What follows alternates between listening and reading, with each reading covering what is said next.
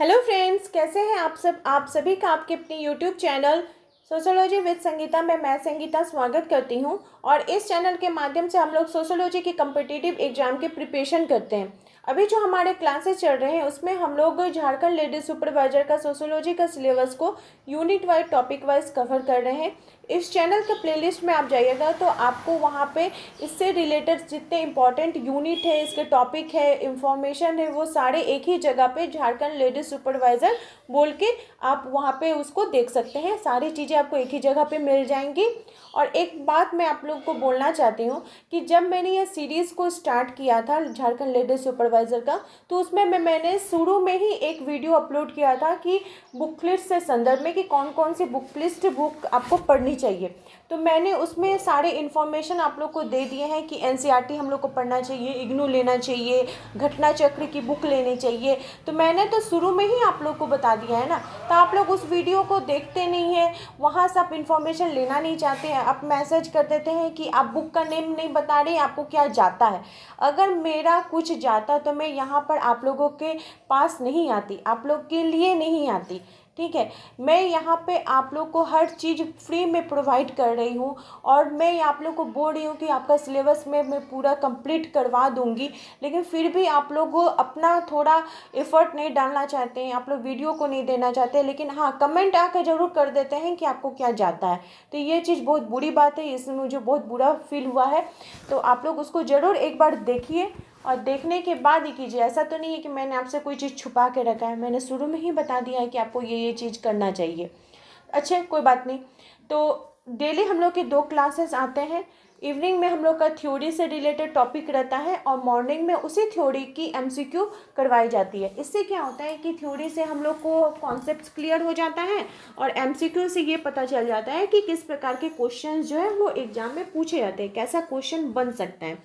तो इवनिंग में आपको 8 PM में क्लासेस मिलेंगी और मॉर्निंग में आपको 8 AM में क्लासेस मिलेंगी। अगर बाई चांस नेटवर्क का इशू रहा तो वो 10-15 मिनट आगे पीछे हो सकता है, आगे तो नहीं होगा, थोड़ा पीछे ही होगा। मतलब 8:30 के बीच में आपको क्लासेस मिल जाएंगे। तो चलिए हमारे क्लासेस को हम लोग स्टार्ट करते हैं।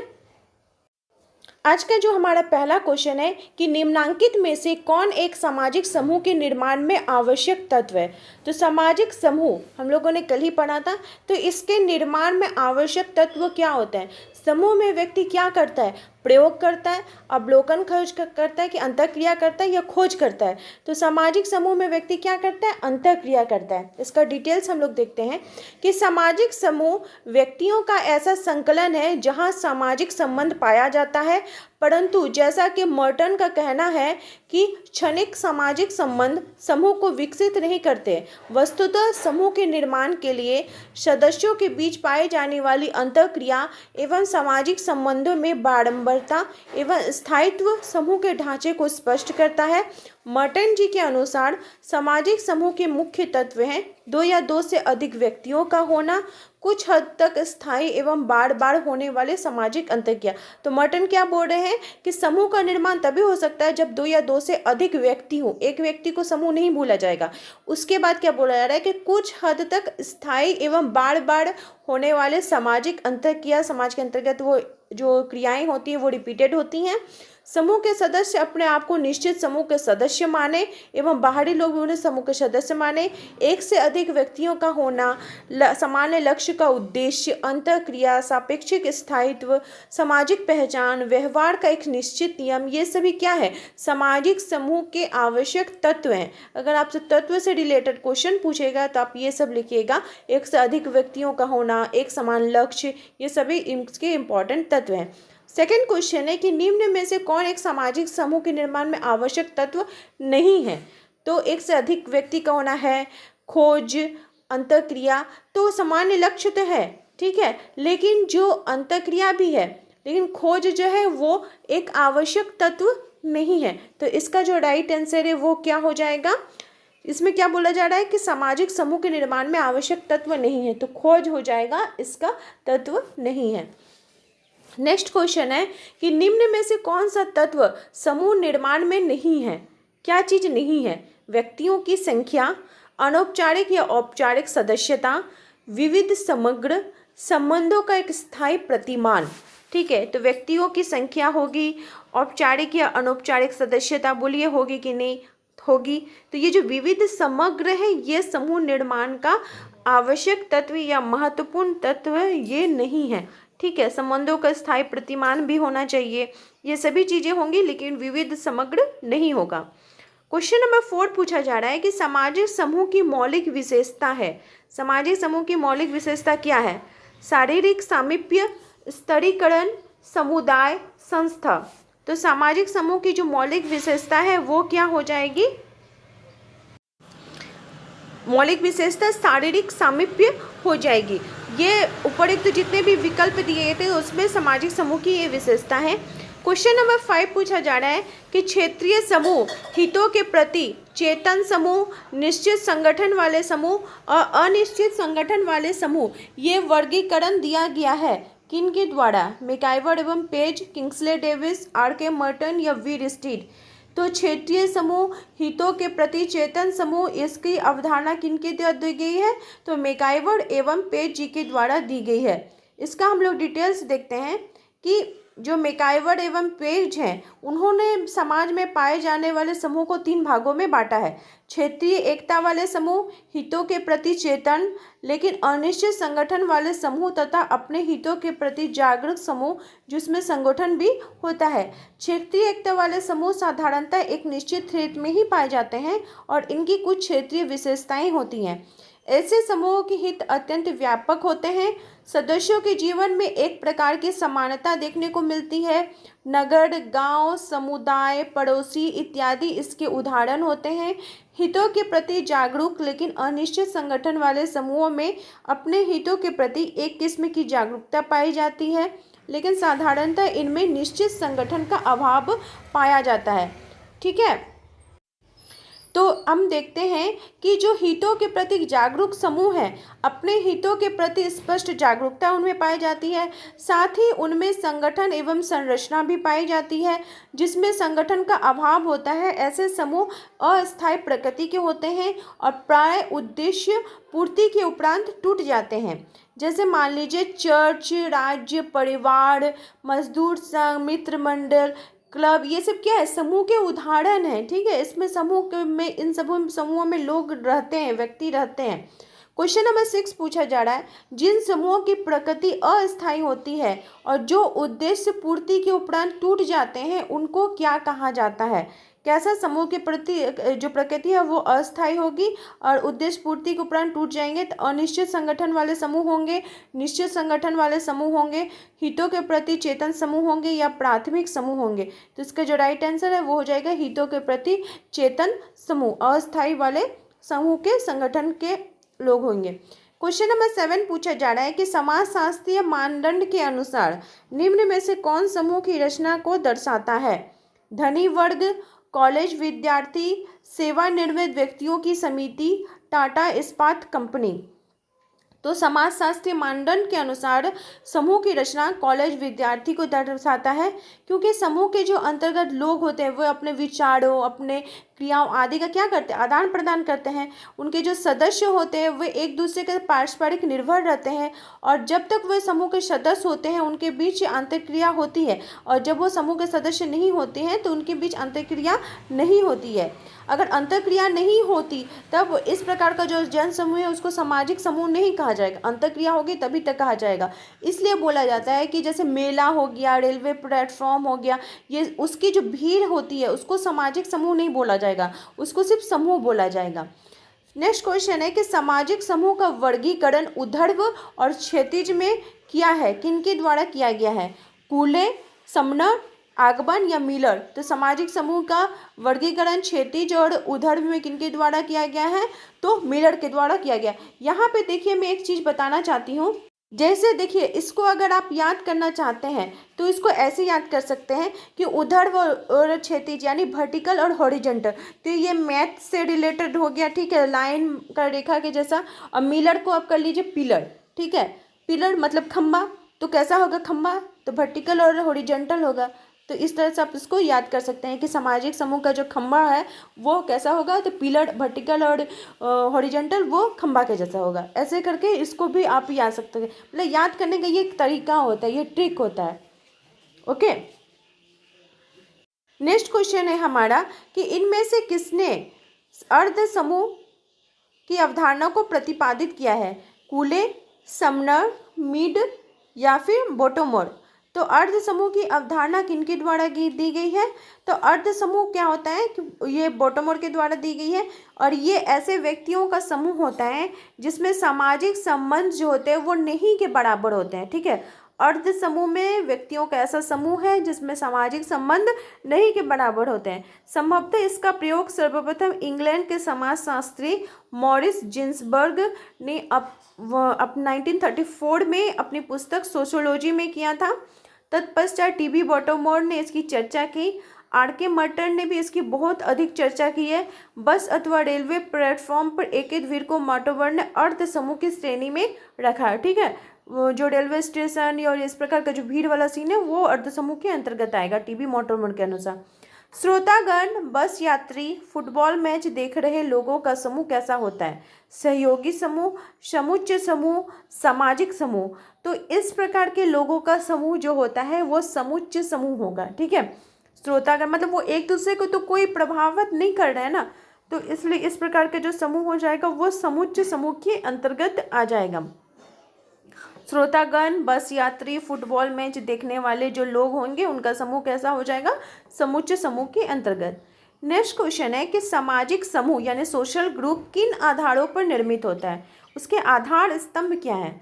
तो 2 या 2 से अधिक व्यक्तियों के बीच अंतर संबंध, लोगों की आपसी चेतना, 2 या 2 से अधिक व्यक्तियों का संग्रहित होना ये नहीं होगा, उनकी चेतना होनी चाहिए, उनके बीच अंतर संबंध होना चाहिए। तो ऑप्शन आपका ए और बी दोनों सही हो जाएगा। ये सोशल ग्रुप से देखिए पीजीटी में क्वेश्चन पूछा गया है, तो ये देखिए कितने सारे आपको एग्जाम में ये हेल्पफुल कर रहा है, ये वीडियो सारे एग्जाम में हेल्पफुल करेगा, तो इसलिए देखना चाहिए एमसीक्यू को भी। तो हम लोग क्या इसका डिटेल से देखते हैं कि सामाजिक समूह व्यक्तियों का ऐसा समूह है जिसके अंतर्गत व्यक्तियों के बीच एक दूसरे के साथ परस्पर अंतःक्रिया की प्रक्रिया चलती रहती है। यह तभी संभव है जब लोग एक दूसरे को जानते हों। चूँकि भीड़ के अंतर्गत सभी लोग एक दूसरे को नहीं जान पाते हैं, इसलिए सभी के बीच सामाजिक अंतःक्रिया नहीं हो पाती है। अतः भीड़ को सामाजिक समूह नहीं कहा जा सकता है। सामाजिक अंतःक्रिया की प्रमुख विशेषता यह है कि इसके अभाव में मनुष्यों के किसी भी प्रकार के समूह को समाजशास्त्रीय अर्थ में समूह नहीं कहा जा सकता है। सामाजिक अंतःक्रिया समूह का एक मूलभूत तत्व है। व्यक्तियों में एक प्रकार की ऐसी भावना पाई जाती है कि वे अंतःक्रिया के द्वारा समूह का निर्माण करते हैं। इसी भावना को जर्मन समाजशास्त्री गेडिंग्स ने प्रारूप चेतना या समचेतना या कॉन्शियस ऑफ काइंड कहा है। ठीक है, हमारा नेक्स्ट क्वेश्चन की तरफ हम लोग आगे बढ़ते हैं। यहाँ पे देखिए ये चीज़ भी आप लोग याद रखिएगा कि जर्मन समाजशास्त्री गिडिंग्स ने प्रारूप चेतना या समचेतना को के बारे में कहा है। नेक्स्ट क्वेश्चन है कि निम्नांकित में से किसने प्रारूप चेतना की अवधारणा को व्यक्त किया है? कि कौन सा प्रारूप चेतना? तो कौन सा हम लोग प्रीवियस में ही देंगे, इसका राइट आंसर क्या हो जाएगा? गिडिंग्स महोदय, उन्होंने प्रारूप चेतना की अवधारणा को दिया है। देखिए ऐसे क्वेश्चन जो है वो निकल के आते हैं, तो जब तक एमसीक्यू को कवर आप नहीं कीजिएगा आपको कैसे पता चलेगा कि कैसे क्वेश्चन आते हैं। नेक्स्ट क्वेश्चन है कि निम्नलिखित में से किसने समूह को एक बंधक समूह और बहुबंधक समूह में वर्गीकृत किया है? क्या समूह को एक बंधक समूह और बहुबंधक समूह में किसने वर्गीकृत किया है? कूले, सोरोकिन, दुर्खिम या टॉनिज। तो इसका जो राइट आंसर है वो हो जाएगा एक बंधक समूह और बहुबंधक समूह में वर्गीकरण सोरोकिन महोदय ने किया है। ठीक है, उनके अनुसार उन जो समूह के अंतर्गत जो पाए जाने वाले संबंधों के आधार पर उन्होंने इसे 2 भागों में बांटा है, एकल बंधन समूह या एक कार्यात्मक समूह एवं बहुबंधक समूह या बहुकार्यात्मक समूह के रूप में बांटा है। सोरोकिन ने वैसे समूह को एकल बंधन समूह कहा है जिसमें सभी लोग एक ही आधार पर एक दूसरे जुड़े होते हैं। यदि कुछ लोग प्रजाति, ठीक है, सोरोकिन क्या बोल रहे हैं कि एकल बंधु समूह जो है वह सभी लोग एक ही आधार पर जुड़े होते हुए एक दूसरे के साथ जुड़े हुए होते हैं, और यदि कुछ लोग प्रजाति, लिंग, उम्र, नातेदारी, भाषा, धर्म एवं शिक्षा के आधार पर समूह का निर्माण करते हैं तो उसे एकल बंधु समूह कहा जाता है। सोरोकिन ने पुनः इस प्रकार के समूह को 2 भागों में बांटा है, जैविक सामाजिक एक कार्यात्मक समूह और सामाजिक सांस्कृतिक एक कार्यात्मक समूह। जब किसी समूह के लोग एक से अधिक प्रकार के बंधनों से बंधे होते हैं तो उसे बहुबंधन कहा जाता है। जैसे परिवार के बहुबंधन समूह, क्योंकि उसके जो सदस्य होते हैं वह विभिन्न आधारों पर एक दूसरे से जुड़े हुए होते हैं। परिवार में पति पत्नी, यदि वैवाहिक आधार पर तो पिता पुत्र, भाई बहन, रक्त संबंध के, मतलब एक ही परिवार के अंतर्गत इस प्रकार के आपको रिलेशन मिलेंगे। जहाँ भाई बहन रक्त संबंध पर आधारित होते हैं तो परिवार में जो पति पत्नी होते हैं वो वैवाहिक संबंध पर आधारित बंधे होते हैं। नेक्स्ट क्वेश्चन है कि एक बंधक और बहुबंधक समूह का परिचय समाजशास्त्र साहित्य में किसने किया है? एक बंधक और बहुबंधक किसने दिया है? तो पी.एस. सोरोकिन ने। हम लोग प्रीवियस क्वेश्चन में ही इसका डिटेल्स देख लिए और रिपीटेड क्वेश्चन भी रहते हैं, इसलिए प्रीवियस ईयर क्वेश्चन को देखना चाहिए। नेक्स्ट क्वेश्चन है कि जॉर्ज सिमेल का समूह का एकल, द्विक और त्रिक के रूप में वर्गीकरण निम्नलिखित में से किस पर आधारित है? तो जॉर्ज समूह ने समूह का वर्गीकरण कैसे किया है? एकल, द्विक और त्रिक के रूप में। ठीक है, ये चीज को पहले ध्यान में रखना होगा। और इसमें फिर पूछा रहा है किस आधार पर किया है? शारीरिक समीपता के आधार पर, सदस्यता की प्रकृति के आधार पर, सामाजिक संबंध के आधार पर, कि समूह का आकार के आधार पर? तो जॉर्ज सिमेल ने समूह के आकार के आधार पर समूह को एकल, द्विक और त्रिक रूप में वर्गीकरण किया है। एकल व्यक्ति को सिमेल ने मोनार्ड कहा है, तो इसे समूह स्वीकार नहीं किया है, इसे समूह स्वीकार नहीं किया है, क्योंकि समूह निर्माण के लिए कम से कम 2 व्यक्तियों का होना आवश्यक है। 2 व्यक्तियों से मिलने वाले समूह को उन्होंने द्विक अथवा युग्म या डायड कहा है। कहीं आपको डायड भी देखने को मिलेगा, जैसे पति पत्नी और माता पिता हो गए। 3 व्यक्तियों से मिलकर बने समूह को सिमेल ने त्रिक का यानी ट्राइड कहा है। इन्होंने इस प्रकार के समूह को सबसे स्थायी माना है, क्योंकि जो तीसरा प्रकार का समूह होता है इसमें व्यक्ति 2 व्यक्तियों के मध्य संबंधों को और गहनता प्रदान करता है, जैसे पति पत्नी और उनके बच्चे। ठीक है, क्वेश्चन नंबर 16 पूछा जा रहा है कि अंतः समूह और बाह्य समूह की अवधारणा किनके द्वारा दी गई है? अंतर समूह और बाह्य समूह की अवधारणा समनर, कूले, निमकॉफ या मैकाइवर एवं पेज। बोलिए किसके द्वारा दी गई है? बहुत बार क्वेश्चन आपका आया हुआ है। अंतर समूह और बाह्य समूह की अवधारणा W.J. Sumner, C.H. कूले, M.F. निमकॉफ, R.M. MacIver या C.H. पेज, मतलब चार्ल्स हटन पेज के द्वारा। तो किनके द्वारा दिया गया है? अंतर समूह और बाह्य समूह की अवधारणा समनर जी के द्वारा दी गई है। किनके द्वारा दी गई है? समनर जी के द्वारा। और ये एनसीईआरटी क्लास 11 की पुस्तक समाजशास्त्र से परिचय में उद्धृत है कि विलियम ग्राहम समनर ने अपनी पुस्तक जनरीतियाँ फॉकमेज में 2 प्रकार के समूहों का वर्णन किया है, इसलिए एनसीईआरटी पढ़ना चाहिए। अंतर समूह तथा बाह्य समूह, सभी समाजों में ये दोनों प्रकार के समूह पाए जाते हैं। अंतर समूह ही हम समूह है या मेरा समूह है, इसकी तुलना बाह्य समूह या वे समूह या दूसरों के समूह से की जाती है। अंतर समूह की अवधारणा का प्रयोग सर्वप्रथम W.J. समनर ने 1907 में अपनी पुस्तक फोकवेज में किया था और डॉक्टर J.P. सिंह ने अपनी पुस्तक समाजशास्त्र अवधारणा एवं सिद्धांत में लिखते हैं कि सदस्यों के बीच घनिष्ठता एवं सामाजिक दूरी के आधार पर समूह को 2 भागों में बांटा जा सकता है, अंतर समूह एवं बाह्य समूह।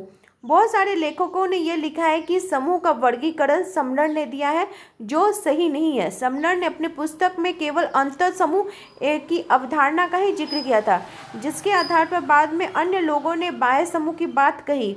और उत्तर प्रदेश लेवा, ठीक है, जो इसके इम्पॉर्टेंट फैक्ट हैं वो यह है कि समनर को अंतर समूह और समूह केंद्रिता, जिसको इथनो सेंट्रिज्म की अवधारणा गढ़ने का श्रेय प्राप्त है।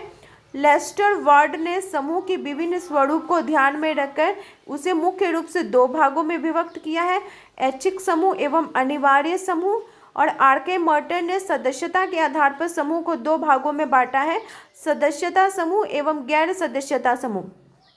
वीड स्ट्रीट ने अपनी पुस्तक द सोशल ऑर्डर में समूह को 3 विशेषताओं की चर्चा की है, समता की चेतना, सामाजिक